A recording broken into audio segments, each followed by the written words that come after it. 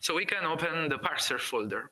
And here I have like 5 snippets of code that are implementing some very common things that are needed. All of them are into these plugins that I pointed you into the slide 38 here, these 4. And I will just go to comment a bit about that. Okay, so for who is interested in writing a parser, we will need to do it in a dedicated file, usually called into your plugin parser.py. And this parser will need to inherit from this specific class here, matching parser. So this matching parser is exactly what is performing this recognition of the raw file and associating it to this parser. Okay. So how do we communicate which features of the raw file must be checked to understand if a raw file is of this or that kind? This information is placed into the init.py file that will live into the very same folder of the parser. So I'm very sorry to switch to the dev distro, but in this case I have all the things already in place. So NOMAD AA plugin, parsers folder is exactly what you have, init.py. Okay, so in this init.py, also this is also valid for the schemas. So we usually define these entry points. Entry point is an entry point of our plugin. So whenever we install a plugin, NOMAD will understand and check for the entry points and then load all of them and make them available. So we will have one entry point for each parser that we have. And then this entry point class will have few attributes that are telling us, that are telling NOMAD which are the things to look for. So let me go step by step. And I will show you maybe before how the basic parser work. So I will show you the matching parser class, and then we come back to how to make one file being matched. Okay. So how a parser work? So this is the easiest, is in the folder number 1, and indeed is my parser 1. So here I filled in plenty of comments that you can read also after we will finish this workshop. But the main idea is that this class, matching parser, have a method. And in this case, the method is not normalize as we saw for a schema class, but is parse. So this is the other fundamental method we want to use. So basically 2 of them. One is parse, one is normalize. This method is accepting some argument. And these arguments are the main file, that is how we call the raw file that you are uploading. Then is accepting one archive, and this archive is exactly this JSON file, so this archive file in NOMAD. Indeed, it belongs to this entry archive class that I mentioned in the slides. So this archive is really created with the root level class of our archive, the rootmost level that we need. And then there is a logger. So the logger is used to log messages, error messages or warnings into the GUI. Let me highlight once more this entry archive thing. So let's go in the GUI. So you see here, experiment, this is an archive. And indeed, if I look at the root level, so the leftmost one, then I will see that this entry here belongs to the class entry archive. Good. So it means that one parser is creating one entry. And then we can have into the data section our own class that will be filled in and contain our structure. So this is the basic, is the key. And yeah, I also showed this in the slides. Now, this was the entry archive here. Okay, good. So what am I performing here? Here I am reading a CSV file. So to read this CSV file, I just used pandas and then the .read CSV function, and I got just this file being read. And then what I'm doing nextly is to fill this archive that I gave at the beginning.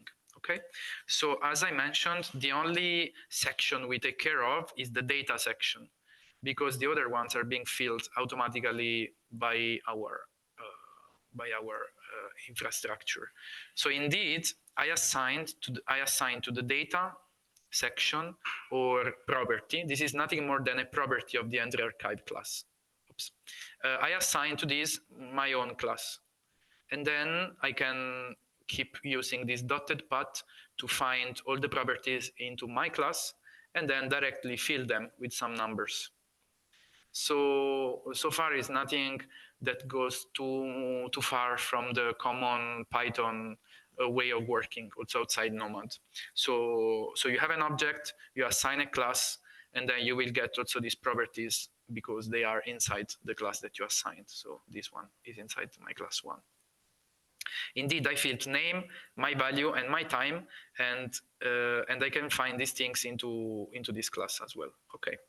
Then I placed here some logger messages just to show you how to use them, and because they might be useful. So logger info is not a problem. This is just gray color. This is yellow color, and this is red color. These colors I'm talking about are shown into the GUI. So I will show you where. It's pretty straightforward to use this logger, and they will usually show here into this log lane here. So as you see, there are a bunch of info and there was no error. In case there is an error, these logs here is becoming red, and also you will see here what the logger just wrote down. It's very useful and can help you inspect possible problems.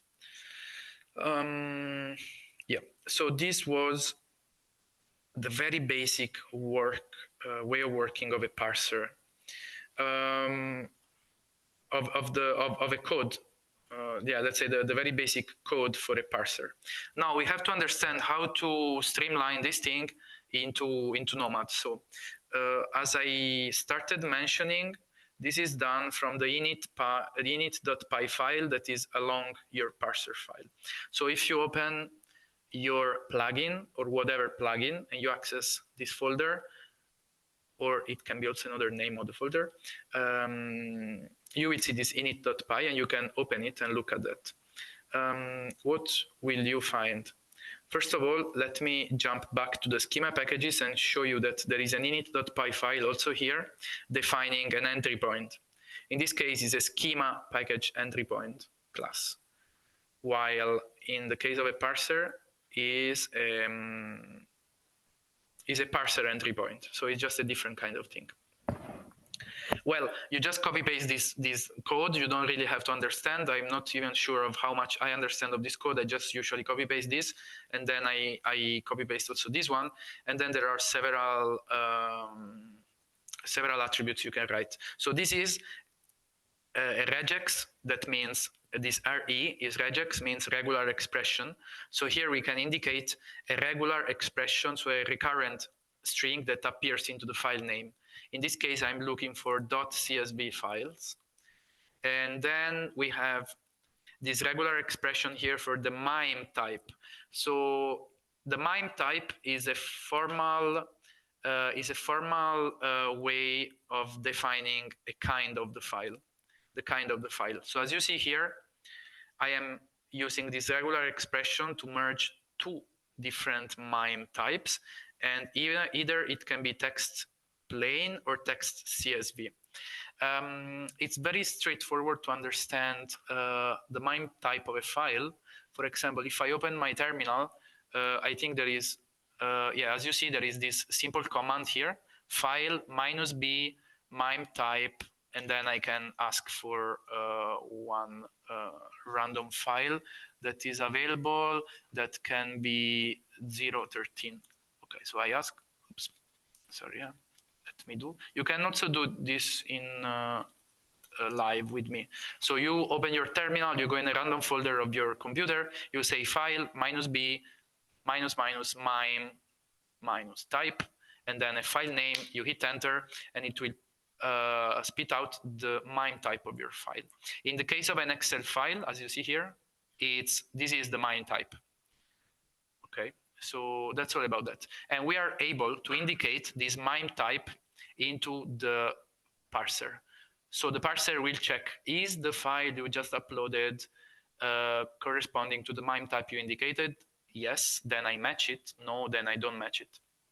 So this is the second thing we can match. Third thing we can match is the content of the file. So in this case, I am matching the content in the sense that it's a CSV file. So I am asking that there are some column headers that have these names, and that I'm also communicating that it can have a comment. So you don't have to be scared of this syntax, and you can just take a look at that with more calm, and even look at this keyword into the documentation. It will just explain you what we are talking about, but basically also it's enough just to copy paste these things. So here I have a bunch of parsers matching CSV files, and so I'm using this. In the case I am matching, let's say, a .dat file or a .txt file, then I will not use main file contents dict, but I will use main file contents regular expression. So I'm really trying to match some content. Let me find in my dev distro this thing. So if I write main file contents re, I have a lot of occurrences, and I can look at one of them. So it popped up here a Lakeshore parser that is parsing some whole measurement files. And in this case, as you see, is a txt, and the MIME type can be either text plain or application XY extension ini. Why can it be? It must be of two types. Depending on the file that is produced by the instrument, these files can have either this or this MIME type. How did I discover that? Just because I was implementing text plain MIME type, and then it was not matching my some of the files. And then I inspected them, and some of them had this other MIME type here. So it's always a good option to inspect them. And as you see here, there is MIME file content re, regular expression, and so I'm matching into the file the existence of this string followed by some random text in between and this other string here. As you might know, regular expressions are very cumbersome, and nowadays they are one of the best tasks let's say performed by LLM or ChatGPT stuff. So you can ask, hey, spit out an regex matching this file, and so they are creating new ones. And yeah, also there are guru of the regular expressions around, but yeah, this is just I usually mess my regular expression. So you can find all of them defined in all the parsers that are used, just to help yourself. Good. So we were talking about these ones, and fine. So this is all you need to do to define your matching conditions. Now that you define your matching condition, let's imagine you have that, then this is in your plugin, then your plugin is installed. And then this means that when you start up your dev env, you should have this plugin working. Okay, so how are we aware that this plugin is actually in? If we go to About and we go to Information, then we will see scrolling down a huge list of this distro.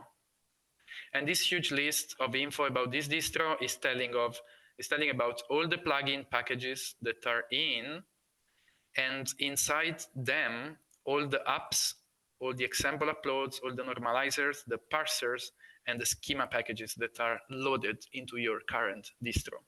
So this is useful just to understand if your plugin was correctly loaded or not. For example, if I look for AA, I will find some occurrences, and then I am aware that my plugin is really being loaded, so everything is good. Well, so now that I'm sure that my parser will work, how do I proceed? I create a new upload, as you saw from here. Sorry for going quick. Create a new upload. And then instead of creating from schema, as we did before, we will fetch our raw file and upload it in here. So let's take a look at that. So I go in my packages, and then I will navigate where I have my raw files. And just as an info, usually the raw files or an example of the raw files should be placed into the code of the plugin, not in the source folder, but in the tests folder, because you might want to implement some tests matching that file and performing some checks. So tests, data, and then I have all my files loaded here. So I can take one of them. We see that is a CSV. If I open it, we see that this CSV is containing these things, this and this. So it should match my conditions. That is a CSV, and that contains these two lines here. It may also contain a comment, but now it does not. But in principle, I can insert a row above and then start the line with hash, and then write my comment in here, and then even save it. And this is safe because I just indicated in my matching code here that has comment hashtag. So whatever line starts with hashtag, then it will be safe. Good. So I take this file, I put it here in this bar, drop file here, or click to open, and then this will be understood. And wow, there is a failure. This shouldn't have happened. We would have needed a successful, but as you see here, there are some logs. So we might check why, what went wrong. So this is what you will probably face when developing a parser. And in this case, apparently there is an error because value 2 is not really found. Yeah, so I don't know, maybe there is some issue. Basically, yeah, it's not really finding this column header. We can check why, looking at the row at the CSV file. Let's see. So actually, value 2 is here. So I don't know why this can be wrong, but let's try to delete this row and then to save, and then to try to upload it again. And I hope that now it go, and now it's success. So somehow this comment line was messing things around. It should not in principle, but now you saw that it happened. So what is the parser doing? When you drop the raw file here, the matching procedure is starting, and then this file is understood. Let's say it's parsed. Let's say it's tried to be matched, and if there is a parser that wants to match it, that wants to parse it, then it is parsed, and all the things are happening. And then some entries are being created. So here, 2 entries were created, and we can inspect them. And so you can create an arbitrarily complex file parser that is matching your raw file and then creating also an arbitrary number of entries and stuff. As you see here, all these things have been matched. Have been copied from the CSV file, and so these 2 arrays have been copied. Now the numbers here are a bit strange. You see minus 2,268 and stuff, and this is simply due to the fact that the parser, to the fact that the schema was indicating something about the units that maybe was not what I really wanted, but this will be a topic for the next part, maybe even for tomorrow. I think we can check which is our status, and yeah, it's 4:10. I don't know if you still have energy. If we want to go a bit further, start showing some parser, maybe yes. And then I will set you free for today. Okay.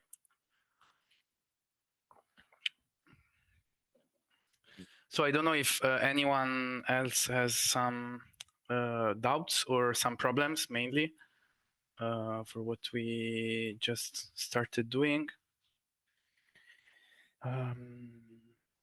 yeah, just to summarize, what we did was to show all the a few tips for the schema writing, and then now we are moving to the parser. And we already showed the mechanism of the simplest of the parsers that are written here. So my parser 1, and the mechanism is based on these few lines, and it's just about having a raw file and having an archive. It's all about that. And then this is not few stuff, because you have to define also the data section of your archive. That is where the data are gonna be placed afterwards. Okay, so what I would like to tell you now is that, as I said before, NOMAD was existing before Fairmat, and this project is extending it. So we are somehow widening the aims and having different needs and different, let's say, boundaries or stuff. And so we also have a kind of a switch in the way how parsers are working. Okay, so this is the old, or the initial, or the original, or the native way of parsing. So whenever you create a parser in this way, you create an archive in this way, this thing, as you see, is passed. This archive is an argument passed to the parse function. So it will be created under the hood, and a lot of things will be figured out on its own, and then you will create it. But you will not be able to modify this archive. This is because at the beginning it was just a computational data repository, and so there were parsers parsing raw files from atomistic simulation packages and then creating entries that no one wanted to modify afterwards. There was not the ELN feature. This ELN feature is came in thanks to the experimentalists. Thanks, experimentalists. No, I'm joking. And then, yeah, this is bringing a lot of changes, and now we need basically the entries to be editable from the GUI. This means that we might want to modify them in different steps and even after days and stuff. So let's see how the parser 1 is working. Just to give you a hint.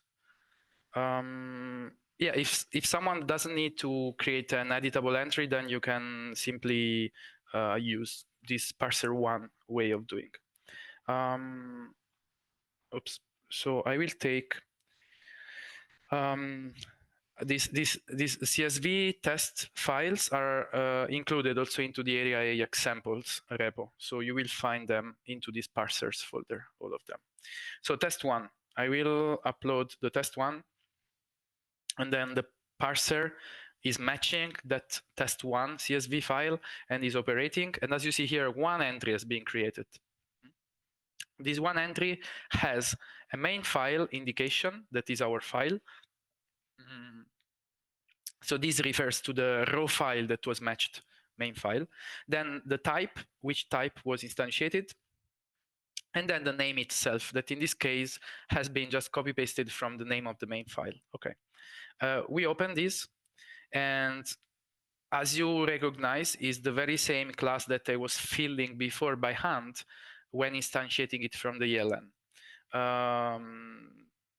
Yes, it just has more numbers now. So I see the n+1 element of the array being produced, so I can fill it. But as I said, now this entry was filled by a parser, not by me. And so let's see what happens when I try to keep filling it. So I save, and then it's disappearing. So now if I go back into this upload, yeah, this entry does not exist anymore, and here it is empty. So you might wonder what the heck is happening, and if this is a problem. Yeah, this is still the coexistence of different ways of parsing and also some heritage from the old things. So the problem here is that my class 1, so the class I choose to fill in this parser, had some edit quantity annotations. So this means that that class was in principle allowed to be filled and edited, but the parser didn't treat it in that way and treated it as something you cannot edit. Yeah, I will leave here just the hint of where is this from where we can understand this. So if we go in the file explorer, and if we go into the dev distro that we are working on, there is one folder that didn't exist when you cloned the repo. This folder has been created in the setup stage. This folder is called .volumes, and this folder is containing all the files that NOMAD is creating or accepting as raw files. So if we access this, then we have a path to follow in that is .volume.fs, and then staging, and then we have all these folders. These folders are all the uploads that we created, and these strange 2 characters here are exactly the first 2 of the upload ID that you see from each entry. So you see upload ID. For example, here there is ZY, so I can find the folder here with ZY as well. Great. Then this is the whole upload ID, and then if we open it, this is the reason of the problem. So we have one folder that is raw and one folder is archive. So this is the main distinction on which is the raw file and which is the processed file. Well, this distinction got more and more blurred in the time. And so when we create some editable entries, we are actually creating some raw files. So we add files into this folder, but they are actually not really raw files because we are creating them and then we process them. So they should be raw files. They should be processed file containing this other folder. So while you don't have to take care of that, you still have to know how to use the parser, and we will definitely find a solution that you will not even be aware of to solve this thing. But basically, now the parser I showed you, so my parser 1, places files into this folder, archive. And so this is created as a binary JSON. So I see it as a JSON from the GUI, but it's actually binary, is a message package here. Now I will show you the use of my parser 2 instead of my parser 1, and I will show you that that parser will place the created JSON into the raw folder. And this file is really accessible, and I will see a JSON file here. And then I can open it, and then it's not binary. So this is the main difference. I know that is just a theoretical background information, but yeah, some of you might be interested also in listening this. Okay, let's go to the NOMAD dev distro, and let's look at, so with the parser 1 in mind, these very few lines, we go to the parser 2. So you also find this into the area examples folder in the very same way. What changes in the parser 2? The matching parser class is the same. The parse method is the same, and even the argument here are the same. What changes, you see, we are even filling this archive in the very same way. What changes is that this archive here, so the previous one, is just used as a dummy entry that is being created. So it's not really used. I am assigning here a class, but I'm not actually filling it. What I'm doing is to instantiate a new variable, a new object where I assign the entry archive class, so the very same of the archive here. And then this is the archive that I'm going to fill with the data that I parsed during this processing. So how do I treat now this new object that I filled? Yeah, as you see here, I'm just doing all the filling, and then I arrive at some point, and then I want to create finally this archive into my data repository. I want to create it into my database as well. So I want it to be searchable and indexed. So I use this function, create archive. And this function has been imported from another plugin. And I will show you where this is taken from. So basically, this function is now in charge of creating the entry. While before, it was only the parse method in charge of creating it. Now is my function, something I defined that is doing some manual stuff, let's say, into the code. And that's why when I use this parser, I will end up with two entries. One is the one created with this create archive, and the other one is the one created natively by the parser that I'm not really making use of.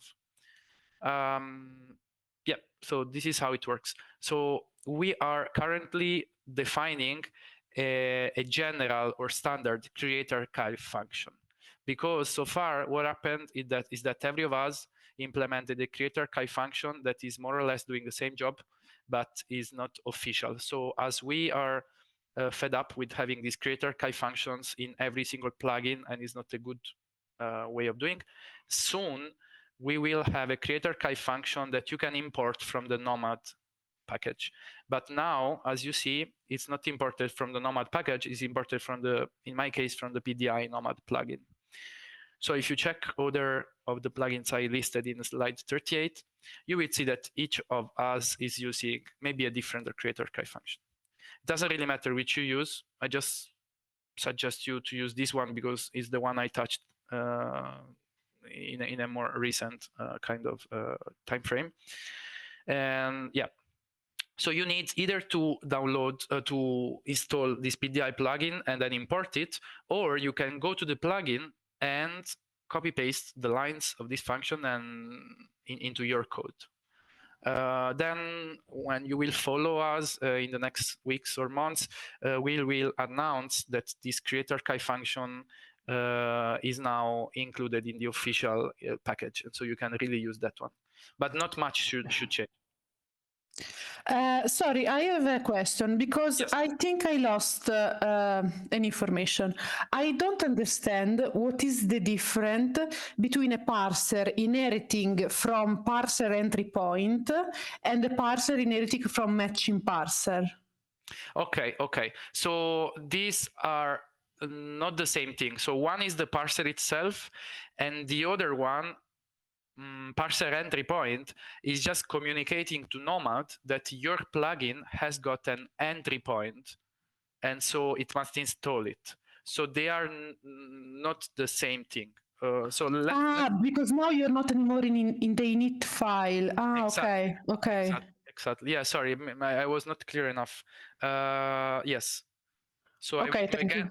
Yeah, I will go again in the init file and show you that you see my parser1 here is being loaded. No, I am really giving the path where this my parser1 is, and is into the parser.py file, and then I'm importing it into the init and then returning it. So this parser entry point is just in charge of loading the parser. Okay. Okay. Just a framework around.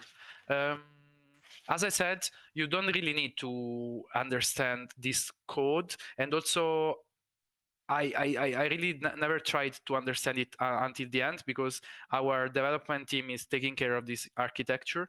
So we just know that we have to create an init.py file having these lines and importing our own parser that might live in another Python file, and then giving some matching information, and that's pretty much it. And then this parser entry point will basically be what I showed here in the information. So this, you see, the fact that I used parser entry point will make my parser being understood as an entry point of my plugin, and so it will pop up here. See, parser 5, parser 3, parser 1, parser 4, parser 2. Okay. Yeah.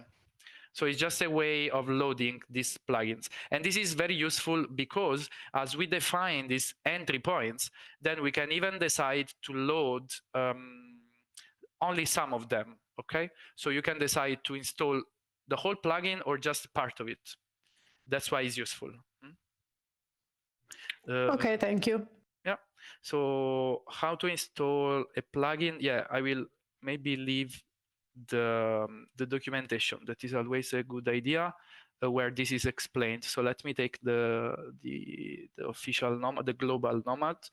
Let me access the documentation. Because yeah, also documentation, you have to familiarize with that. So maybe at some point, maybe at the beginning cannot be the super handy to go through. So get started, blah, blah, blah.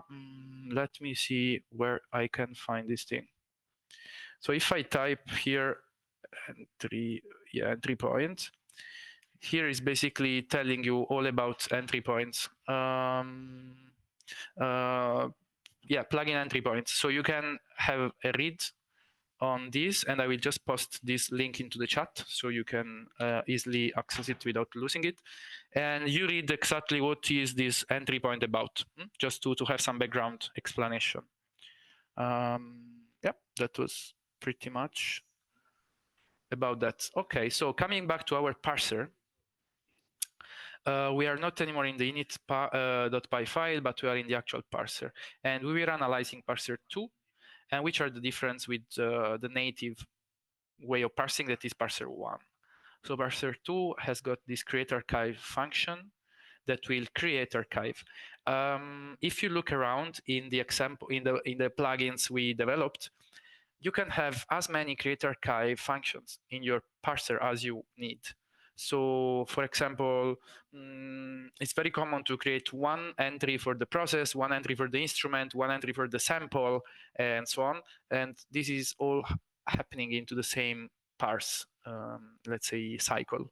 So this function can be reused. And then you have just to pass to this function the object that you just filled, and then you have to pass some more technical thing, that is the context. So each upload has got a context that is providing you some information, and then a file name, and then a file type that I define at the beginning here as YAML. It can be also JSON. It doesn't really change. It's just that one is more readable than the other. And then the logger, you also pass the logger to this. As you see here, there is this method m_2dict. And so this is yet another method that is coming from our meta info. So in this case, you are taking the object that was your entry archive one, that is a Python object, and you are making it a dictionary before passing it to the create archive. Why we are making it a dictionary? Because we have to do like that to dump this information into a JSON file. A JSON is nothing more than a dictionary. So we have to transform our information in a dictionary before creating it as an archive. So again, copy pasting this code will lead you to accomplish your task. Then if you want to understand more, you can check this function and see the doc strings and even investigate these more deep methods. But I think that these examples can be really copy pasted into your plugin, and then you can extend from there. Good. So let's see what happens when I parse stuff with this parser 2 instead of parser 1. This was, I believe, parser 1. No, let me check again which was parser 1. Yeah, doesn't matter. I will do it from the beginning. So I will try to upload now a test. Oh, I lost all the way. So I need to go again here. AA.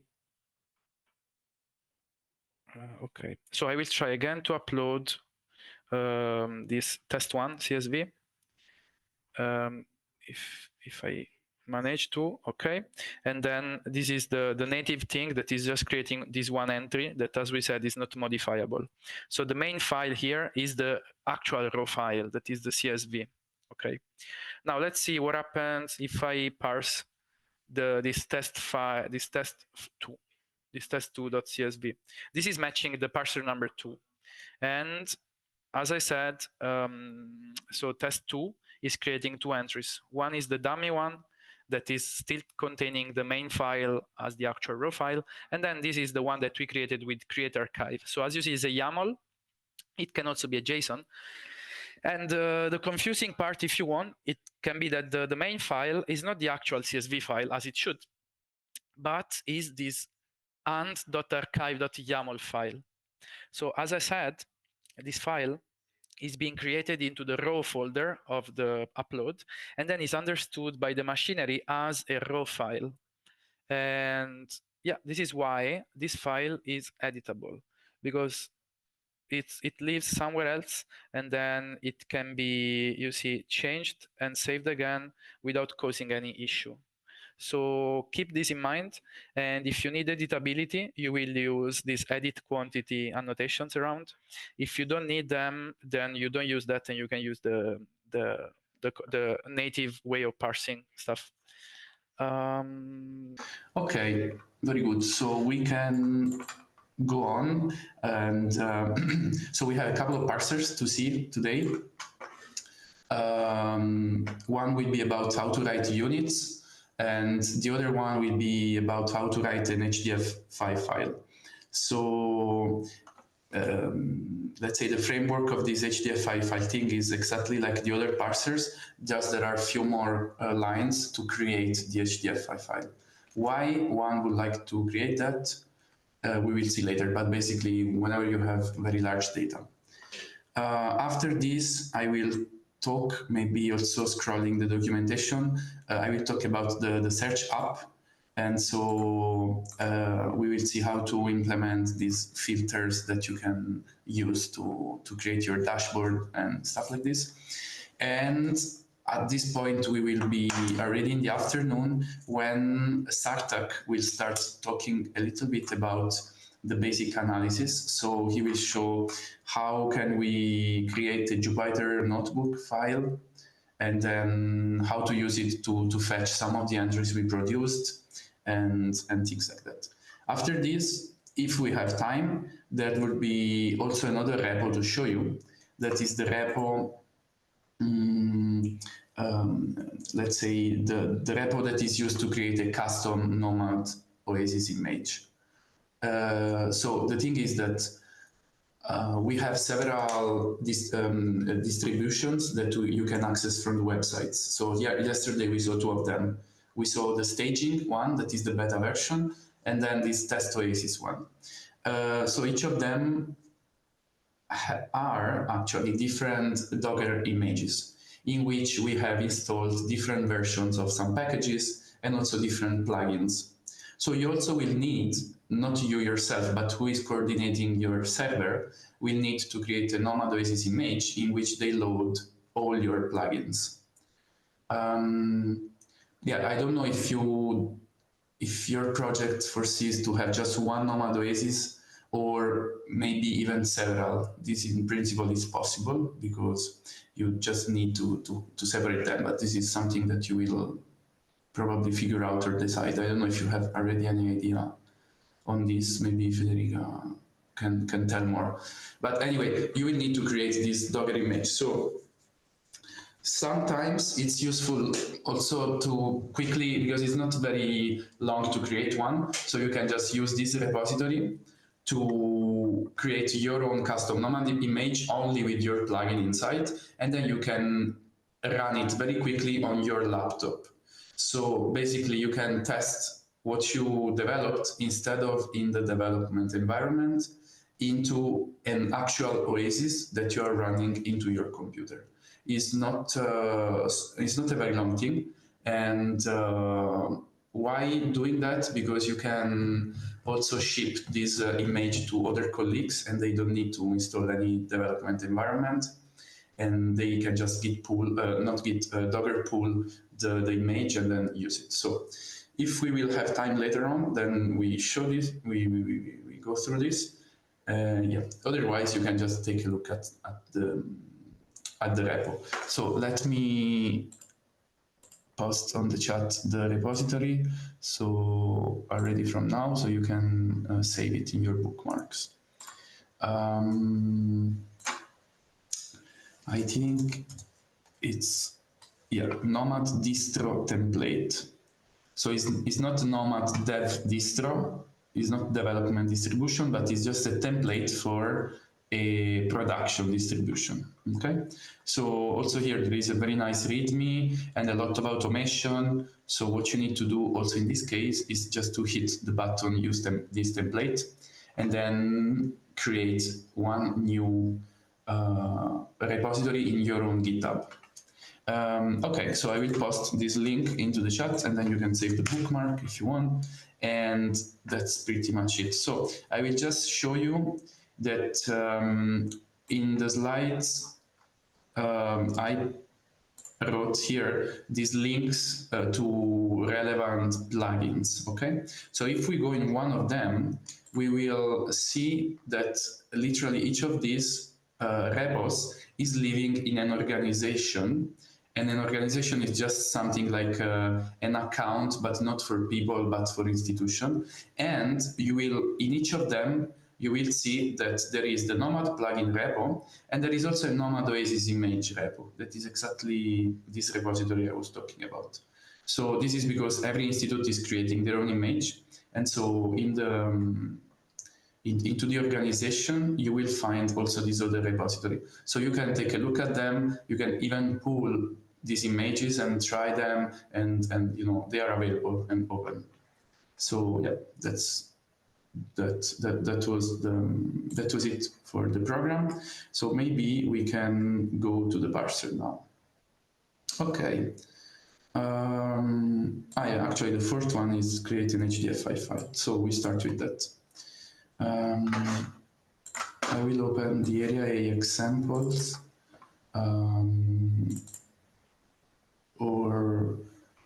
the area A examples has got the folder number 4, and yeah, I will open this file here. So as you see in this folder, we have the init.py file, that is this complementary file that we have always to have close to a parser or a schema or whatever. And then we have this other file in which the code of the parser is placed.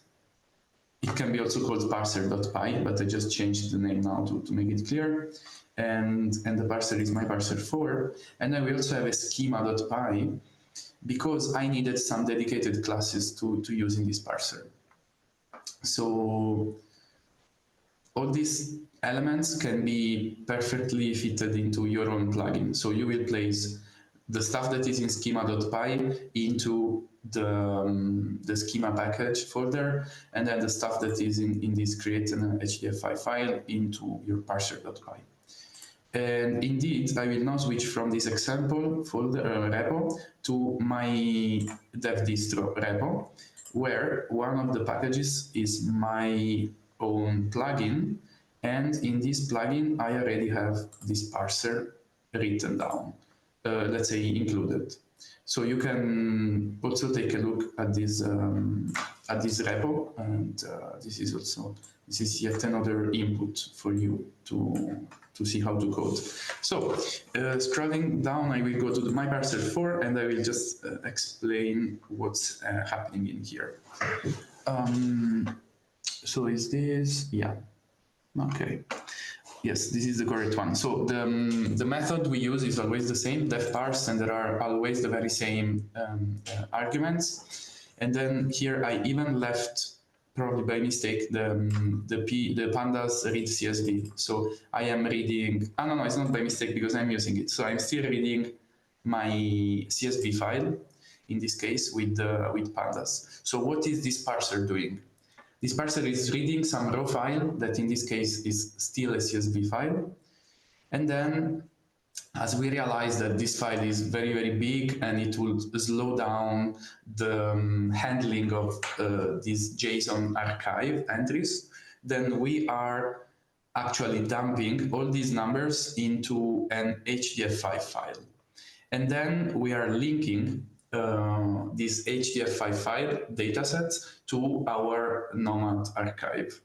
So this is just one strategy. You may also have the situation in which you already have an HDF5 file that may come from the instrument or maybe your raw file. And so in that case, your parser will not create the file, but will still perform the subsequent actions that are just taking creating a NOMAD archive, and then linking into some of the properties. As you see here, there will be a link to the actual H5 file. So this is the main machinery. Yes, so I don't know if you are familiar with H5 files, but they are just simply another kind of structured file, and they are mimicking somehow a folder tree. So they can be, they are a little bit more flexible than the JSON and the XML, because in that case it's just a structured markdown, while in this case you can really embed subfolders inside your file and then write data sets. So the arrays, the big arrays are defined data sets into this file. And indeed, these subfolders I was mentioning are called by these people groups. So we have groups and data sets, and these data sets can be either in the root of your file or within a group that is a subsection. So the Python package to handle this thing is called H5Py. So you can read the documentation of this for more details, but essentially what you need is just these 10 lines here to create the file. So yes, so basically, as you see, you use this with statement that is called context handler in Python. So this is handling the opening of files, and we have to use it twice. Once because we open this new file that we want to fill, and the second time because we use this h5py .file method to really open it. So this is exactly what you need just to copy paste to use it. And yeah, many times if you are opening simpler kinds of files, you will not have these two statements with nested. You will just need one. For example, if you want to open this CSV file here with this statement, then you just need one line. You will see archive.mcontext.raw file, and here you will write main file, and then you can open it, and that's enough. Okay, so the next lines here are just creating a group into this HDF file. So with the method create group, and so you can give names to these, and you can make it arbitrarily complex. So you can make for loops here, checking for column headers in your CSV, I don't know, whatever you might have in mind, and then create groups programmatically. And then you can go within these groups and then create data sets as well. So the methods are pretty compact to create these things. And you see, create group only requires the name, while create dataset requires the name of the dataset and the actual data that can be passed exactly as you see in this way. So just accessing the attribute, the variable here that read the CSV. So everything is fine. There are 3 or 4 more things to say, and this is necessary if you want to exploit some of the functionalities that are into H5Py to have an automated plotting of this dataset within the H5 file itself. Yes. So there is a lot of documentation about that, and you also see here NX, that is Nexus. And why is this here? Just because H5 was developed by some people, I don't remember exactly where, but also working with Nexus. And so they implemented some feature within the H5 web visualizer that is understanding these keywords here and then making some automated plotting. Yeah, so this is something that arose from Nexus, but can be actually exploited in every simple HDF5, even if it's not a Nexus thing, just using these attributes. And indeed, the attribute is the third element of this file. This is a very common thing. Also in XML and in JSON and in YAML, you have usually 3 elements. So in this case, they are called groups, datasets, and attributes. In other languages, they are called, I think, yeah, like groups, then fields that are the actual places having the numbers, in this case datasets, and attributes. So attributes are a very important part also of XML and stuff. So in this case, we just assign attributes to the group, or we can also assign attributes to the dataset. And yeah, in this case, there are these specific things, and let me point you to the documentation in NOMAD, where you can learn more about this stuff, and we'll explain you more precisely about these attributes I'm using. So essentially, there are three of them. One is called signal, and is nothing more than the y of our plot. And then the other one is called axis, and is the x of our plot. And then, yeah, these are the main things to indicate the x and y that we want to plot. So let me find it. H5 web annotation.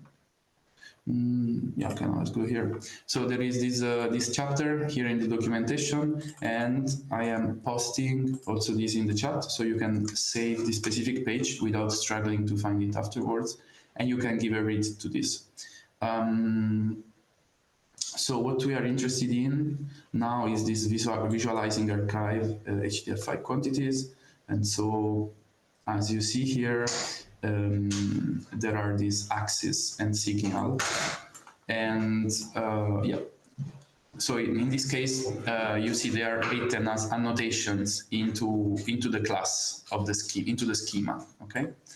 So indeed, we have to assign this axis and signal not only into the parser but also into the schema.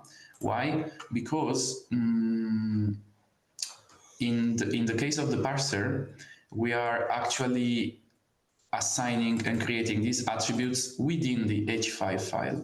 So in this phase here, I'm just creating an H5 file, and I don't care about NOMAD. These lines can also be run in my interactive Python console, and then I will create an H5 file with these signal and axis stuff. Then, whenever I will reference one specific dataset to one property of my schema, I will also need to communicate within the schema that I want that property to be the axis or the signal. So I have to communicate it in two places.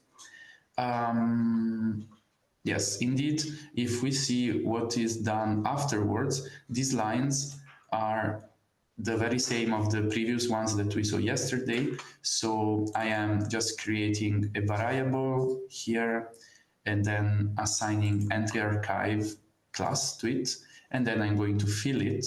And afterwards, I'm going to use the create archive function to make this as a JSON file in NOMAD. Why did I use this strange dictionary here? This is how I was doing in some other parsers where I needed to create a lot of different archives. So I liked this syntax for which you would use the very same variable, and then you use a different key, and you will access these different dictionary values, and then you handle all the things with the same variable. So in this case, I am filling the process archive, but we can suppose that further on in my parser, I might want to fill also the child archives instrument. So it's just a matter of style of how to code it. So that's why you see this dictionary here instead of simply, as in the previous ones, something like that, just child archive.data. So I think it's I wanted to show, and this is also how I do in the PDI plugin. So you will, if you go in that plugin and you check the parser, then it's done like this. Okay, so we were at the line 196 here. So we, at this point, created, after these lines, we created an H5 file, and it is now living into the raw folder of our upload. So far, everything is good. There is this file, and now we want to, as I said, to link these datasets to our NOMAD archive, so I can visualize them through the GUI.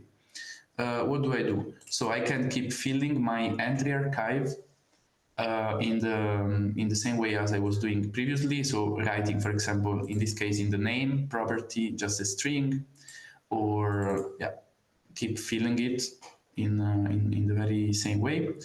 And when I arrive to specific quantities, I will need to write here a link to the H5 file. So which are these specific quantities? In this case, as you see exactly here, into the data section, my class 1 subsection dot my value. So in this property here, my value, I am writing this string that is a link to an HDF5 file. So the question is, how is this quantity now looking? So we have to go and inspect it into the schema to see how it is looking like. So if I go into the schema, wherever it is, I can look at my value, and now my value will be still a quantity, but it will not be a float or an integer or whatever. It will be this specific type, HDF5 reference. And also the shape will not be an array, because we will just have this reference that is not an array, actually is a scalar thing. So the way of defining a quantity when we want to link it to an HDF5 file is exactly this one. So you can just copy paste and keep defining this kind of quantities all around. Clearly, if you are in the parser and you will assign to this property here, let's say by mistake, you will assign a number or whatever, a float, whatever you want, then the parser will raise an error saying that the type that you assigned to this quantity is not the correct one, because it is expecting exactly a string, and this string should point to the HDF5 file, as you see until here, and then actually to a dataset inside the H5 file. Yeah, so this is the machinery. It's adding some more complexity. So if you don't need to use an HDF5 file, you don't have to worry about that. And yeah.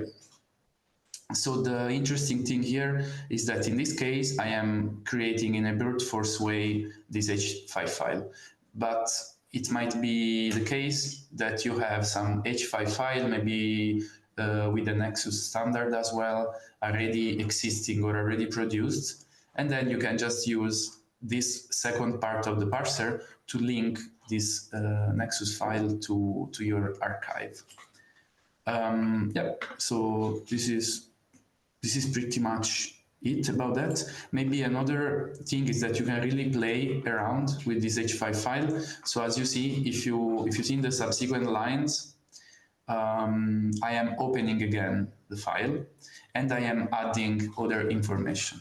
It might happen that in the flow of your parser, you cannot write all the things into the H5 file in one go, and you need to open it, write something, then close it, do some processing, and then open it again. And indeed, you can do it as many times as you want. Here, I wrote reopen the H5 file and add units. And in this case, I added an attribute that is unit, and I added it directly to the dataset. So yeah. These are the main elements of what is needed for an H5 file. The last step is always creating the archive. And then also, this is our dummy archive that must always be assigned to a class. So these are the last tasks to perform. So yeah, this is pretty much it about that. And there is one difference. Sorry for pointing this out, but there is one difference from this code that I have in my plugin and the code that is in the area A example. So you should follow the one in the area A example. Why? Because there is this method here, madd subsection. While if I see, let me show you. If I see into my plugin, I didn't update it, so it's still in the previous way I did that. And instead of this method madd subsection, I was using here, I was using append, okay? So I know that my class 1 is a subsection with this repeats through key. So it's a list. It's a list of objects. And so indeed, I assigned it to a list. And then I'm starting appending with the very general Python method append that is used to append elements to a list. Actually, this is not the most correct thing we can do because we have a specific method to append objects to a list into NOMAD. So we shouldn't use append, that is the pure Python one, but we should use the dedicated one and add subsection. Why? Because a lot of checks are being performed in the back, and then yeah, this can lead us to some strange bug or mistake. So yes, you should use add subsection. And this is also what I was pointing you in the tips and tricks of the slides. So if you don't know where, I mean, if you find methods that you don't know where they're coming from and that are confusing you, you can just go into your dev distro and use the search interface of your VS Code and type it, and you will see a lot of occurrences around. So searching for this thing will allow you clearly going in the right repo, because here I have all the repos. So we want to go to the NOMAD fair, that is the original, that is the base code repo. So if we go there, we will find a lot of occurrences and we can see the use of this add subsection as it is used maybe in the tests or in other processings around. And I can even check for the definition of this if I find it. So it's very, yeah, finding it is just about control. Okay, this is another maybe tip and trick.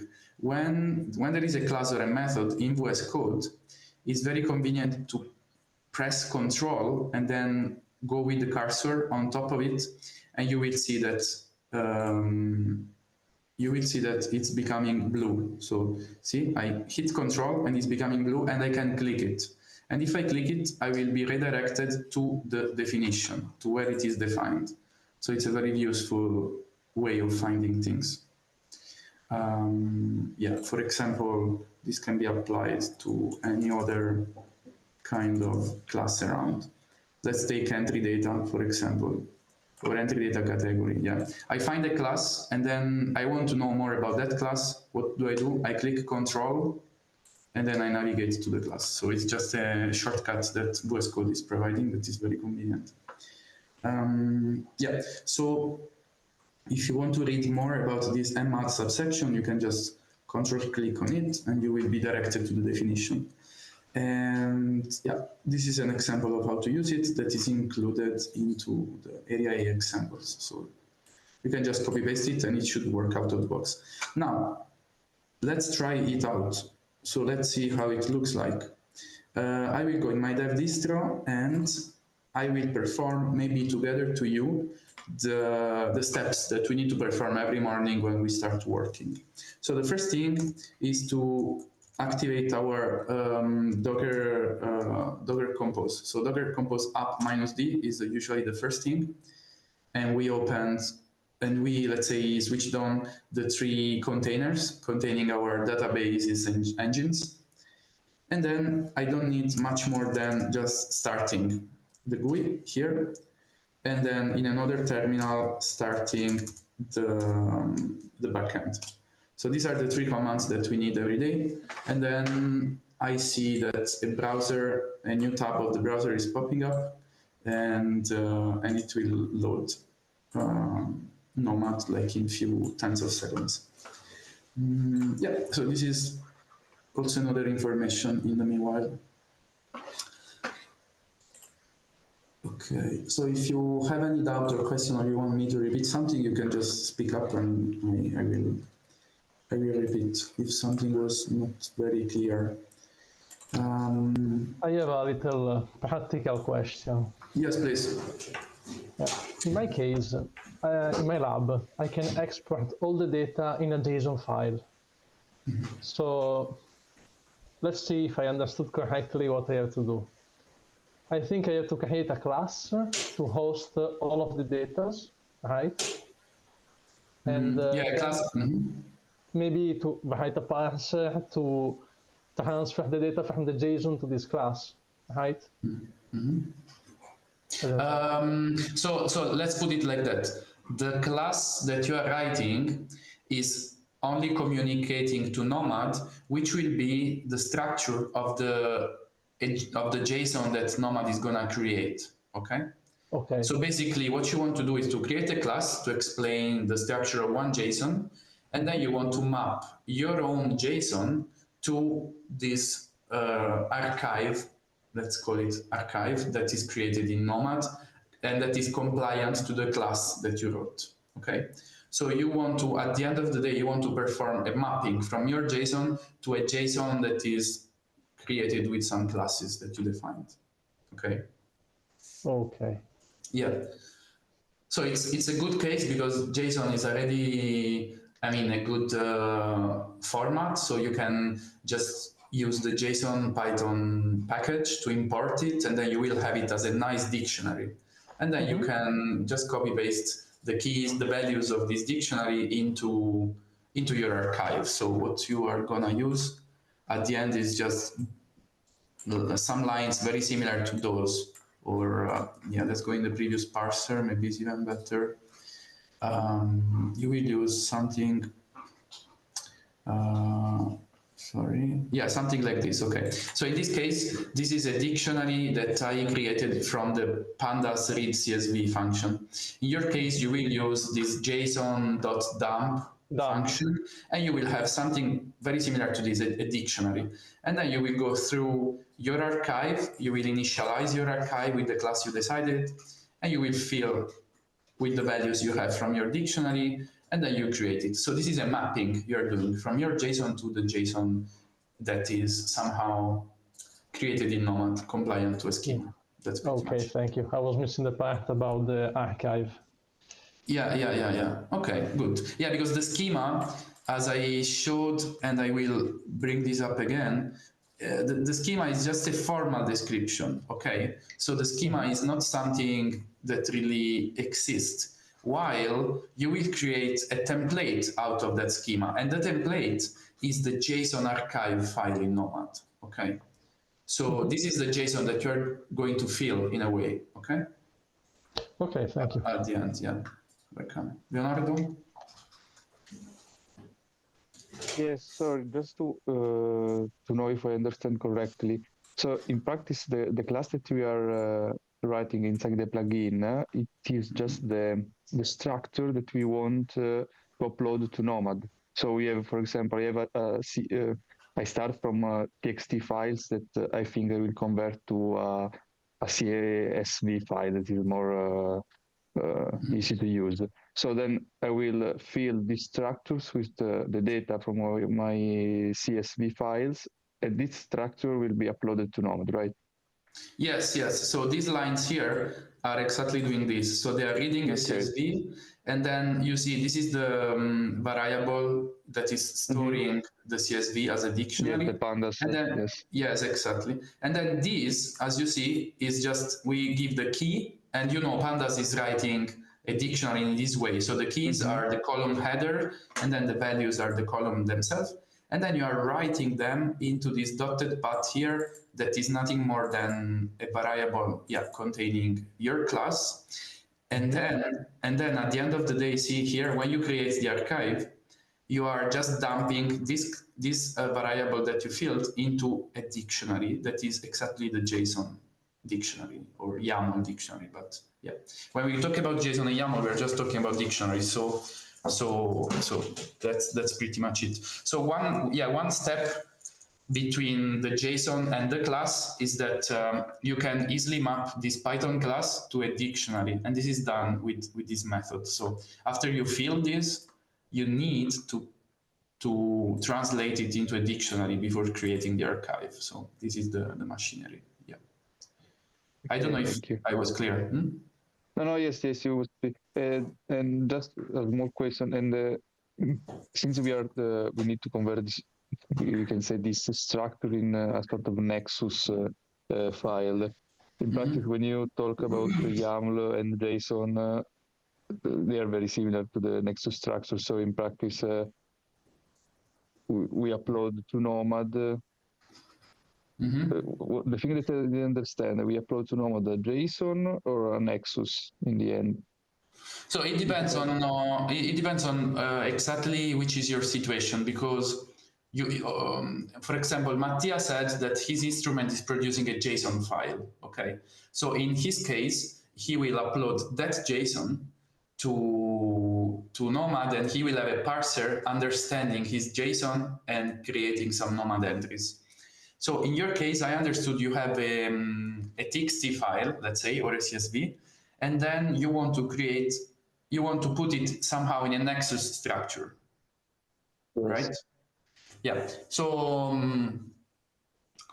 so your machinery would be actually, I mean, if you want to put it in a Nexus structure, yeah, you have to use these Nexus tools that are around in NOMAD, and that will allow you to do that. These are a little bit more cumbersome, and is PyNX tools. And I don't know if you read about that, or if you saw something about that in NOMAD or not. Did you see something? Not very much. Just use the Nexus libraries to create. But no, anyway, if I can upload also in JSON, I think that it's just a good start. So just to understand. Okay. Anyway, thank you. So welcome. So yeah, in JSON you can upload. Yeah, and the thing is that when we create this archive, this is an archive that will also appear like a JSON file. Okay, but this is never uploaded because this is created by NOMAD. So it will already be in NOMAD, the thing that you create through this thing. Okay. So in this case, it's already in NOMAD, because you are doing, see, this thing is into a parser that is being run into NOMAD. So this JSON here will be already there. So we are talking about at least two different JSON. The one that is coming from the instrument in the case of Mattia, and the JSONs that we are creating around. So to say, in the meanwhile, NOMAD started, so I can show you these JSONs that are created. I will open one of the things that I did yesterday, one of the uploads I did yesterday. So if we go from the overview to the files lane, then I will see exactly all the files I have. So the raw files that I dropped and the ones created by the parser. In this case, it's a YAML, but we can take it as a JSON because they are one-to-one mapped. And you see, this is exactly what was created. In the case of a JSON, it would be .archive.json, and then you can access it and look at that. And this is nothing more than this kind of markup language file. And this is created within NOMAD. So you are able to download it, but you will never need to upload it because it's created already within the platform. Okay. Yeah, that's pretty much it. And yeah, just one thing, Nexus is actually not a file, how is it called? It's not, it's just giving some schemas, okay, so to say. So Nexus is just providing you classes, very similar to the ones that we create in NOMAD, just written in XML instead of in Python. And so it's not giving you any rule on how to create your file. So you could write a Nexus file that is not HDF5, but is another extension. You can create a Nexus file that is .json, because it's just about having a structured file and comply that structure to some schema. So we developed a way of creating Nexus files in the H5 format, but this is not like something required. So in principle, you can have your own script in your laptop creating a Nexus file in XML, maybe. So what I wanted to do is the demo of this parser number 4. Okay, so I will take the example file that is from the folder of the area examples. So it's test4.csv, and then I'm going to drag and drop it here, and then something is happening, and we see how the parser is working. Okay, so it created 2 entries in this case, and this makes sense looking at the code, because in the code what I had was exactly so in the code what I had, as I said, is 1 create archive call plus 1 dummy archive. Okay, so at the end we have 2 archives that are being created, and that's it. Now you might ask, where is the h5 file? Indeed, if we go from the overview to the file lane, we will see also the h5 file. So the reason for that is that the files lane, it's showing us all the files, also the raw ones, okay?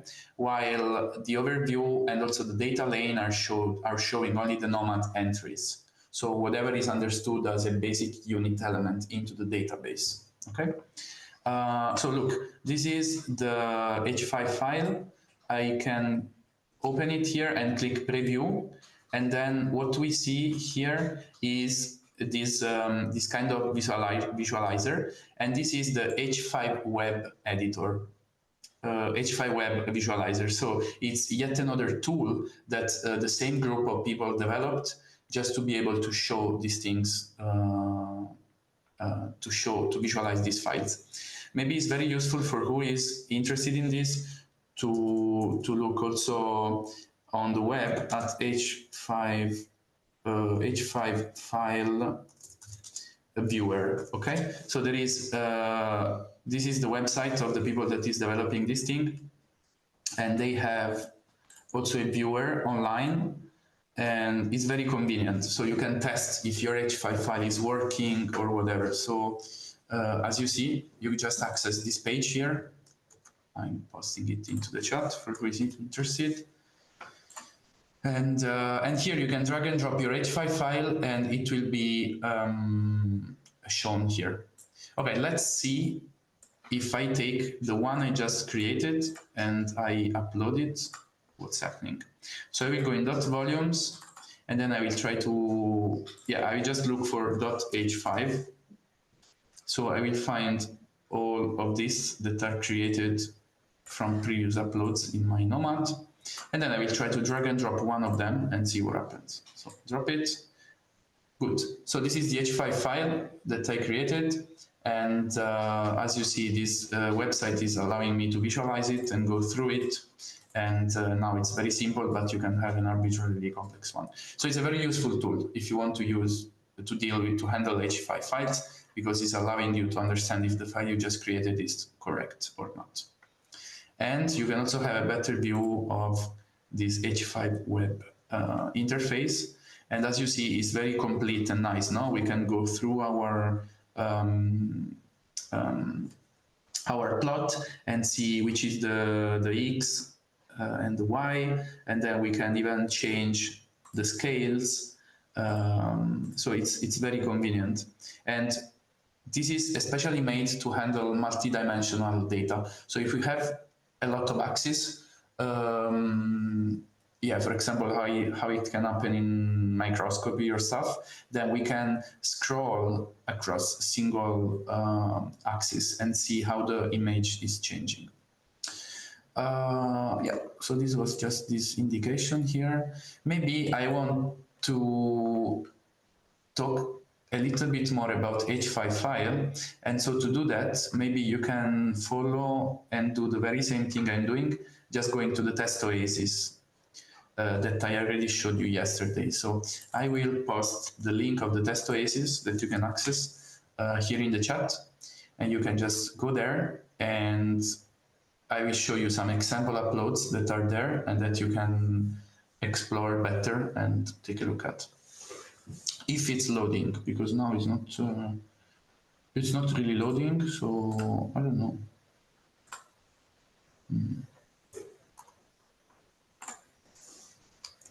Let's see.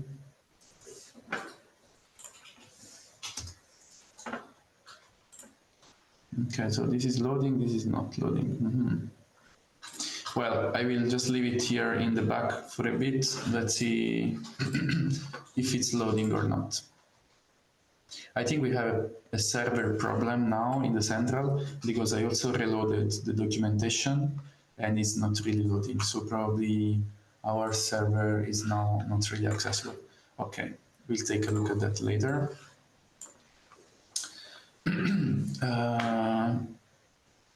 Yeah. Apparently now something is happening. Okay, there we are.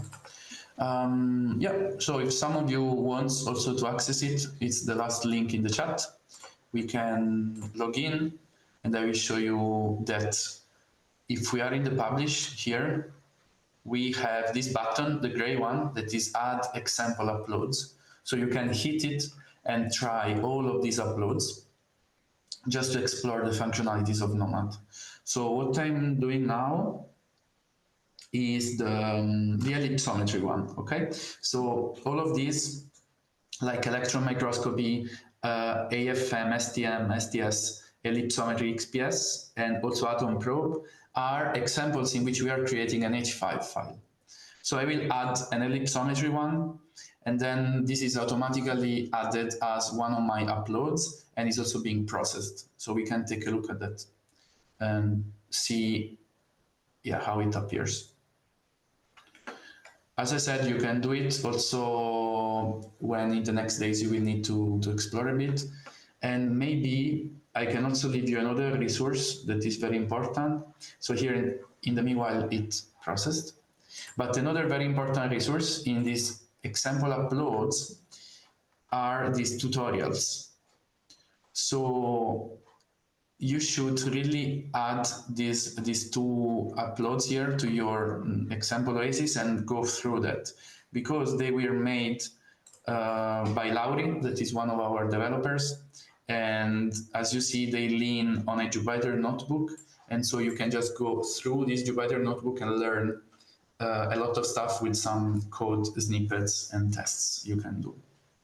So in this case, there are a lot of entries that are generated, but in the files lane, there is a Jupyter notebook, and we can, for the first time, launch this Jupyter service that we didn't see so far. And so this will launch Jupyter Lab. This will be repeated also later on by Sartak. But yeah, basically, you will have this very important tutorial file that you should follow. Okay, so this is just about the resources I'm leaving to you and that you can take a look at in the next days. But what I wanted to show now was this example upload of ellipsometry. Okay, so we can access the files lane. So we see that in the files lane, we have one Nexus file. So just to answer, to keep talking to Leonardo that was raising some interest in these things, as you see here, this is a .nxs file, okay? So you might wonder which is the file extension of this stuff. So this is nothing different from an HDF5. It's exactly an HDF5. As you see, it's open in the very same way, and it is. Simply, when an H5 file is compliant to some Nexus structure, we are changing, not we, usually in the standard, the extension is changed to .nxs instead of .h5, but they are actually the same thing. It's taking a bit to load, but it doesn't matter. Anyway, inside here, as you see, there are a lot of groups with a lot of data sets. And yeah, this is just some ellipsometry measurement that is being performed. So yeah, that's pretty much it. And you can see these plots here, especially in the general sections, because we used these specific attributes I showed you before. So this signal and axis one. So you can play around with creating an H5 file. And as I said, it's very compact kind of thing. And you can also do from your Python console without the framework of NOMAD. So you just test it in your Python interactive console. And when you are happy, then you copy paste the code to create the proper file into your parser. Yeah, that's pretty much it. So I will now stop talking about H5 file, but if you have more doubts or if you want to get deeper into this example, then you can just ping me and we can talk again about that. Nice. So what do you think about a small break? The last example included in this repo is telling something about the units. Okay, so let's start from from looking at how it appears from the uploads we did yesterday. So if I open one of them, as I pointed out yesterday, we have these strange numbers. And if you go and check the CSV has got like simple numbers. And so this happened here. So why this happened? Because we didn't communicate properly which was the unit that we needed to write there. So there is one important rule that is the following. So the archive file is, as I said, let me bring up again the slides here. So the archive file is actually a template. So it's one of the multiple copies we might have that is compliant to some schema file. Now, the information that is in the schema are these structural metadata. Among the structural metadata, there are also the units.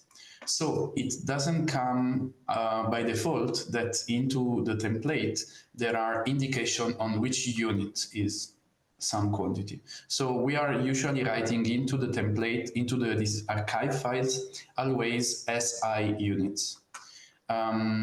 If you have some doubts on this, you are very welcome to raise this kind of questions also into some channel in Discord, but we are commonly doing like this. So we write into the archive the SI unit, and then we have the possibility of showing into the GUI the unit that we want. So in this case, I said that I wanted to show Celsius, but actually the magnitude is written in Kelvin. Indeed, this is what happened here. So if I convert it in Kelvin, I will see the original numbers contained into the CSV. So what I need to do, if I have Celsius written into my CSV, I have to explicitly tell that I am writing that quantity in Celsius. Otherwise, it's being taken by default in Kelvin. Let's look at the code. Let's see how it does appear. Yes, so the code is like copying from the parser number 2, so it's the very same, and I just added some more machinery for the unit. So what do we do with the unit? As we see here, my value is the property that we want to fill, and in the previous case, so if we go in the parser number 2, let me navigate there and open it to the site so we can have a direct comparison. We will see the following. Here, I just copied the value from my pandas read CSV function, and then that was it. In this other case here, I'm using this ureg and then dot quantity. So this is a specific package that was imported. As you see here, ureg was imported from nomad.units.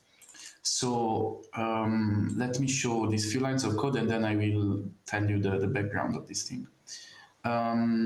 Yes, so ureg.quantity, and then in this syntax there is in this method the syntax foresees to write the value here, and then a comma and the unit we want it to be. Okay, so in this case, I am indeed communicating that the array I am reading here is not in the unit that is defined in the schema, but is in Celsius. And we can go and check it in the schema. So if we see how I defined this my value into the schema, we can see that there was some unit. So let me navigate there. Sorry for exchanging from one VS Code to the other, because I have things all over. So schema package, I will take my class 1, and then I will take a look at that, and then I will see that I have a unit attribute to this quantity, and the unit is Kelvin. So as I said, the unit there cannot be different from the SI corresponding unit. And then what we can do is that into the ELN annotation, we can write default display unit attribute, and this will communicate which is the default unit we want to visualize.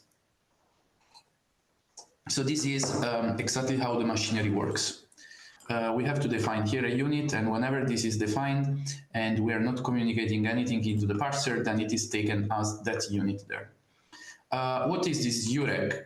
So we handle unit in a very formal way thanks to a Python package that is called Pint. So Pint is handling the units, and indeed this is a method that was specialized from Pint. And then we have these Pint quantities, exactly like our quantities. They are pretty much the same thing, but they have simply the value and the unit. So this is a Pint quantity. And something I left written, I think, into the README of this examples repo is that we have a file in NOMAD that is containing all the available units you might want to use. And then it's written here into the README of this workshop file, of this workshop repo. So if we navigate to NOMAD fair, NOMAD units default _ en.txt, then we will find all the available units. Someone, I don't know if someone of you or someone else was asking if we have standard cubic centimeter, yes, standard cubic centimeter, like a measure of the flux. So we don't have that unit because this is just simply cubic centimeters per minute, and also at standard conditions, so 1 atmosphere and 25 Celsius degree. We don't have that unit, so in the case of you want to write down some flux, some mass flux, then you have to write cubic centimeters per minute. And I can show you that I am really doing that in almost all of the plugins. So let me look from the VS Code that is more convenient. So I will write centimeter cubic per minute. And so if you make this search into your suite, into your VS Code suite, then some occurrences will pop up if you have some of the plugins installed.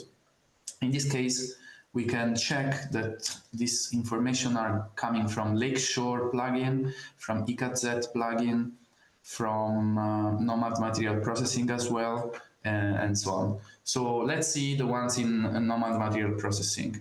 We have, in this case, a class that is called Bubbler Evaporator. This is usually used for metal organic vapor phase epitaxy. And in this case, we have a bunch of properties that the users communicated as they wanted them to be written as fluxes. And these indeed are the units, square centimeters per minute. Okay, good. So this was just for showing you where you can find the units. So let me follow the path I just told you. In NOMAD Fair, that is the package you have here loaded into your dev distro, you can navigate to NOMAD folder inside, and then you will have units folder inside, and then default en.txt. Well, here, if you have any doubt of how to write one of the units you want, you can go here and you will even see all the synonyms that we understand. So you can write Celsius in all these 4 ways.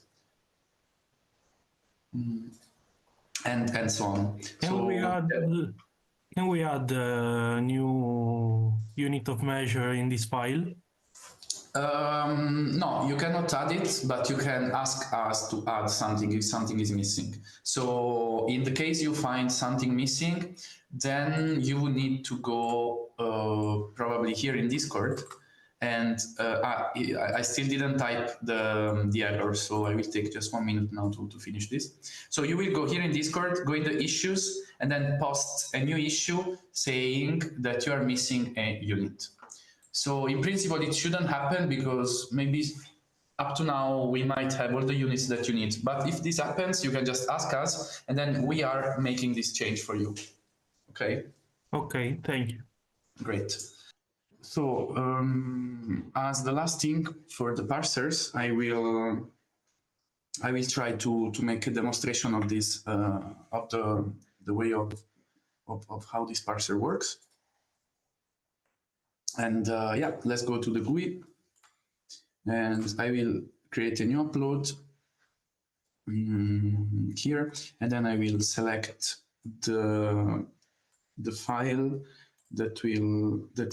that was prepared to match this parser, and then I will upload it, and let's see what happens. So we still have 2 entries because one is the dummy one we are creating and the other one is the actual one we create with create archive function. And then we open it, and now we can go and check, and we will see that now the numbers that we are in the CSV file are properly parsed into this archive. So we have no problems. We don't have to switch to Kelvin to see the original number, and we see that the numbers are understood as temperatures in Celsius. Yeah, so the thing of the units is very important, and yeah, it's also not very long to figure out. So yeah, should be fine. This was, let's say, the last tip I wanted to leave you during this workshop about what you need for parsers.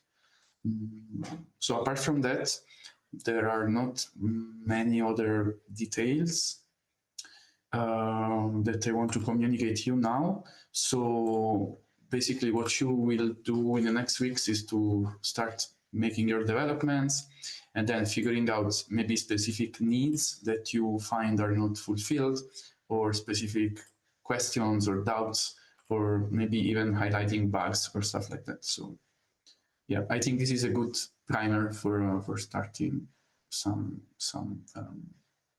code. Yeah.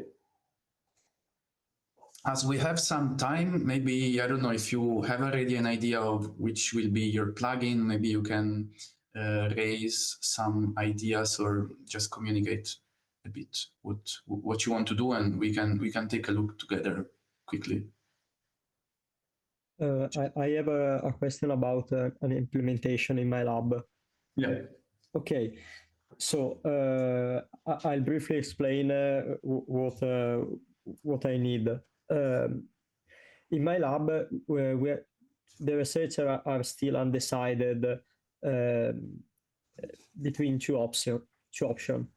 The first one is using a sort of extension of an X optical spectroscopy that is provided by Fermat. And the other option is just create our standard for our lab. Right now, most probably the first option will happen, because we have seen that we can use an X optical spectroscopy as a good foundation to build upon. But my question is, if I create a Nexus file that is perfectly compliant with the application definition, but just adds a few fields that we need in our lab, do we need to write a parser for it? Because No. for what I understand, the application definition is a sort of a baseline that you have to respect in order to be able to be read also by NOMAD. But if I add some fields, like for example, for every access, I also add a metadata that tells what instrument changes that access. So we saw a link to an instrument. This is not inside the application definition, but also doesn't contradict the application definition. So do I need to write a parser for this or not? So first of all, how do you want to create your Nexus files? Do you want to use the PyNX tools that we developed, or? At the moment, we are creating the Nexus file by taking the data from the acquisition machine and then using the library Nexus format, the Python library. Okay, Python library Nexus format, and who is developing this? So it's not Fairmat, right? No, it's not Fairmat. It's a library that has some handy methods to just, for example, create NAX data, but virtually it's pretty much H5PI library. Okay, can I ask you to share with me this library you are using? You can just post it into the chat just for my curiosity. And so to answer you, no, you don't need a parser unless you need to do specific things. So currently, we have a parser in NOMAD that is understanding Nexus files. What is this parser doing? You drop a Nexus file, and it is automatically picking this file and creating one entry for that. So you have to test this parser if it's fine for you. So if it's fine, you just have to load it and use it. We can maybe take a look together at it right now, as it is a pretty interesting thing. So let's go here. This is my test oasis, and as you saw before, I did an example upload in which I did the ellipsometry demonstration, and then I have all this bunch of files. One of them is the Nexus file. So I will download this file, and then I will try to upload it as if it is my own stuff. So we will see how the Nexus parser is acting on a Nexus file.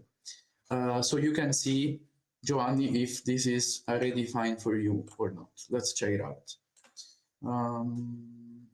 Because also the problem is that in our lab, a decision was made to not use NOMAD. So we have all the files stored inside specific folders that are machine created. So when a file is produced, is stored in a specific folder that doesn't need any human intervention to be created. So everything is in the right place. And then from these folders, the file should be uploaded on Orfeo that runs NOMAD. Okay.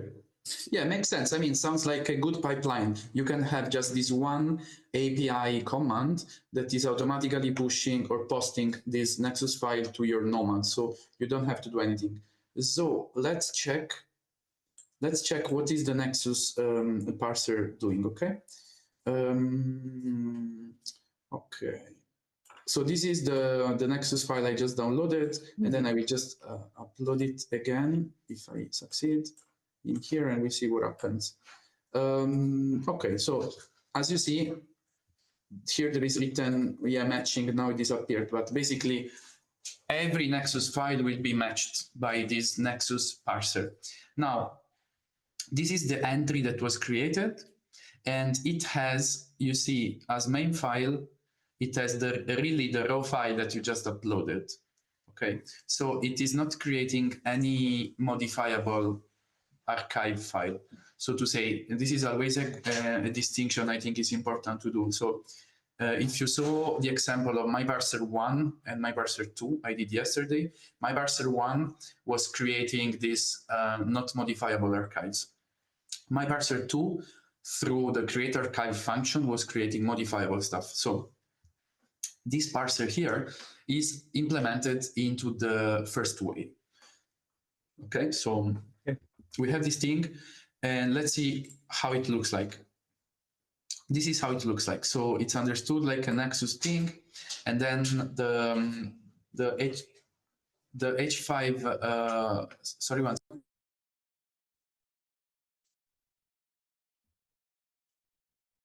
Sorry. So in the overview of this entry, you will have exactly what you would see visualizing your H5 file. So you are doing these plots into the root of your H5 file, and these are displayed into a specific card into the overview. Then scrolling down, yeah, you have other info. You even have info on the workflow. And this is something I didn't mention to you these days, but you don't really need to know much about that. It's just this card that will be shown into the overview of your entry that is summarizing all the steps that you may have in your experiment or the inputs and outputs. So it's something we are figuring out, and then you will just have this visualization automatic. So this is what you get. But now maybe you are interested in what is really inside this entry. So we can go inside and check how it looks like. So to go inside, what I mean is going from the overview lane to the data lane. Let's go there. This is an entry archive, as you see. So basically, this is the entry archive connected to the raw file Nexus that we just uploaded. And then let's see in here. So we have the data section. That is exactly what we were filling from our parsers. In this case, it's filled with this Nexus class. So there is a general Nexus class that was chosen here.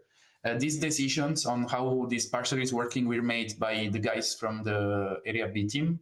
And yeah, so if you have any questions or doubts on this, you can also comment on the working, on the way it works. Anyway, what you find are these two subsections into the data section. One is ellipsometry and is containing even steps and then samples. And then if you recognize this capital entry, this is the root section of any Nexus file. So if we go inside, sorry? I was saying exactly. I recall. Exactly. So from here on, you will see all the structure of the Nexus file that is probably dragged in like it is. So as you see, you don't need any parser for this. You just need to load the existing parser. So this is probably pretty convenient for you, especially if you didn't want to put too much effort in developing stuff to use in NOMAD. Everything is done. The next question is, what will be searchable out of this stuff? And in this case, we are going already to the next topic, that is the apps. So, you know, creating an archive and filling it is just the first two steps of the thing, but we have to ensure that all these things are actually searchable in our database. So not everything is searchable, and that's mainly why we have raw files, and then we copy stuff from the raw file to the NOMAD entries, because we want to make stuff searchable. So we can make it searchable through the creation of NOMAD archives that are the constituent elements of this MongoDB database. Okay, so we need to write stuff into this JSON because these JSON are the things that are indexed into the database. Now, let's see out of this entry what we have. So if I go into the Explorer, I will see that under experiments, I even have a specific app that is Nexus app. So which is the difference among these things? All is showing all the entries into the database, while these other specific apps are just showing a subsection of the entries. So just a slice of the entries. So I would try all of them with you. Okay, let's see if we go in all and then we click entries, if we can retrieve somehow this entry that we just made. So these are the filters I find. So you have to explore all these filters and understand what they are saying. But basically, you can scroll down and try to look into this author origin dataset. So let's see if we find something interesting in here. Doesn't look like. So the only thing I can filter this entry is my name. Let's see if it's found. Okay, it found something. So as you see, I inserted my name, I clicked enter, and then this filter was added here. And so now I only see 69 entries because these are the only one compliant to the filter I choose here. And indeed, I see this one. Okay, great. What else? What else I can do? I could try to look for some specific magnitude that might be embedded into this entry. For example, I don't know the entry, so I need to check it out, and then we can see what to look for, what to search. So in this case, for example, maybe in results, I have this results subsection and then step name. So let's see if this is something I can search for. So let's go back into the Explorer, and then let me try to type here step name. So we don't see it. Okay. And so yeah, from here it's not immediately searchable. Okay, so let's try to see from another app. Right? Let's try to see from the Nexus specific app, and let's see what's happening. In some way, I am exploring together to you these things here because this is not an app created by me, so I don't know exactly what it's supposed to do, but in principle, it should be intuitive enough that we can understand that. So yeah.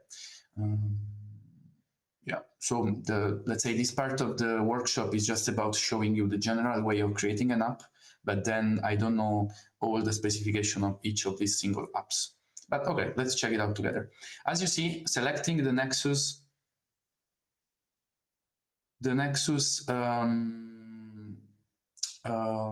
app here is only having one filter. This is just because this app here is still in development, so the only filter now chosen for this was element.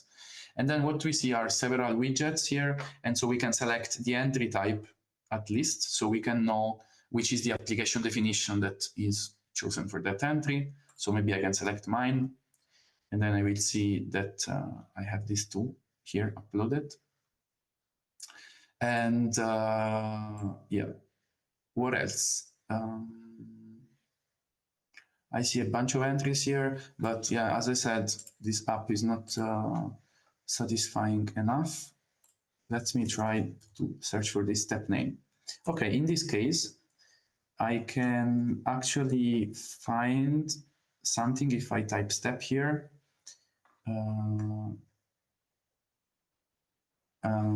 Okay, steps. Step name, yeah, probably this is the thing. So we can, as you see, you can basically look for every single property that is in your classes, okay? So data is the data section, and then you have this dotted path leading you to every single quantity that was included in your schema.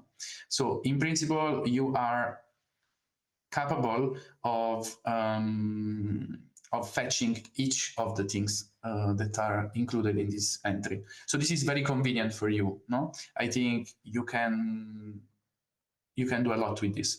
And indeed, in the app I'm going to show, you can, for example, program here a new widget that will always show by default one of these quantities into a dedicated widget. So you have a quick access to the information that you are going to visualize. Yeah, so I think this is already a lot of information to process, and I also think there is a lot of room or things that you are ready to do. And yeah, with let's say. Excuse me. So I can make findable every entries of an electronic lab notebook. Yes. So yes, whenever you have your own plugin that will have your own schema, then you can, you have all of these things that are that you can load into an app, and then all of them will become searchable. Yes. So indeed, as you see, let's try another app. So we can go to this ELN app. Okay, so in this one, I will try, I don't know, to type maybe some temperature, and then I will see that, yeah, here there are only few things searchable. So basically, this app here is not loading any specific schema; it's just loading the official ones. So yeah, an app must be present to basically load the schemas and make them searchable. Yeah. This is possible by default, or I have to type something in the schema? So it is not possible by default, but you have to, let's go in the code. You have to write an app, okay, that is inside your plugin, and this app is simply included into the init.py file. So in this case, there is not an additional file. There is simply an init.py file, and here app is yet another entry point because it's part of something you can install in your plugin. And so, yeah, that's pretty much it. So you have to write these things. And as you see here, you can select the filter menu and you can add all your filters, or you can, yeah, even load all your schemas. Okay. Okay, great. I got the point. Thank you. Yeah. For example, yeah, you see here the entry ID, and yeah. So you have to communicate it automatically. Why? Because we cannot make searchable by default all the custom schemas we have around. Otherwise, I mean, yeah, you have to communicate that. Otherwise, every schema will be searchable, and this wouldn't be a very fair thing. So it's in a way is a solution to make only specific schemas searchable, and so everyone can use them the same, and they will recognize some data from the same apps. So I hope I was clear enough about that, and yeah. Yes, of course.